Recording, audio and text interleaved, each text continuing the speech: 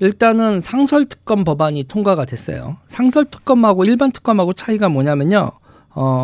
대통령 거부권이 있냐 없냐 요게 이제 제일 차이가 큽니다, 여러분. 그래가지고 요번에 지금 김건희 여사 특검이 상설특검으로 요번에 민주당이 통과시켰잖아요. 요거 정말 골 때리는 포인트가 있습니다. 일반 특검하고 차이점은 대통령이 거부권을 행사한다 아니다 요것만 있는 게 아닙니다. 기간도 달라요. 상설특검은요, 기본 수사기간은 60일, 최대 30일까지 연장이 가능해서 90일 가능합니다. 상설특검은.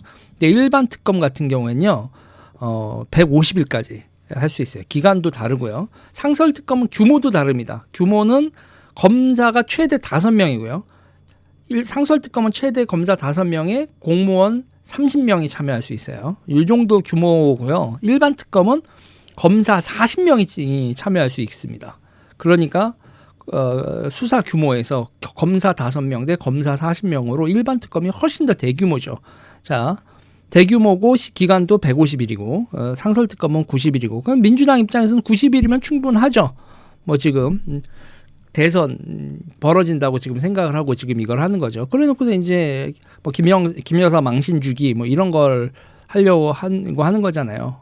그래서 김 여사 특검법 이렇게 하고 있습니다. 그런데 문제는요, 상설 특검 같은 경우에는 세월호 참사 진상규명 특검 이게 유일한 사례예요. 유일한 사례인데 이번에 두 번째 특검이 되는 거죠. 그리고 국회 본회의에서 수사 요구안이 의결되면 즉시 가동되는 게 상설 특검인데 문제는요, 포인트는 뭐냐면 상설 특검도 대통령이 특검을 임명해야 돼요.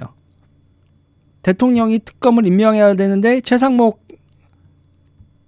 권한 대대행이 이거 임명하겠어요? 임명 안 하겠죠. 임명 안 하겠죠. 그러니 이게 지금 보면 한덕수가 돌아오는데 뭐 최상목을 탄핵한다 뭐 이런 얘기 뭐 했지만 결국은 최상목 탄핵한다고 난리를 치는 거는 결국은 이거죠. 상설특검 특검 임명 지연 요거하고 그리고 또 헌법재판관 마은혁 후보자 임명 관련돼서 2개 임명해라. 이 2개를 압박하는 거죠. 그러면 2조 다음번이 2조인데 2조는 임명을 할까요? 월요일 날 한덕수 총리가 결과가 나왔는데 자, 이게 이제 현재로서는 이슈라고 하겠습니다. 그래서 이제 김 여사 특검과 관련돼서는 이제 무엇보다도 도이치모터스 있잖아요. 도이치모터스 사건. 그리고 이제 이 일반 특검 같은 경우에 특정 딱 사안 하나를 가지고 사람이 아니라 딱 사안 하나를 가지고 특검을 하는데 용의점이 있는 그 범죄가 예상된 사건 하나 가지고 특정 사건을 조사하는데 상설특검은 수사 요구안이 의결되면 되고 이게 범위가 넓대요.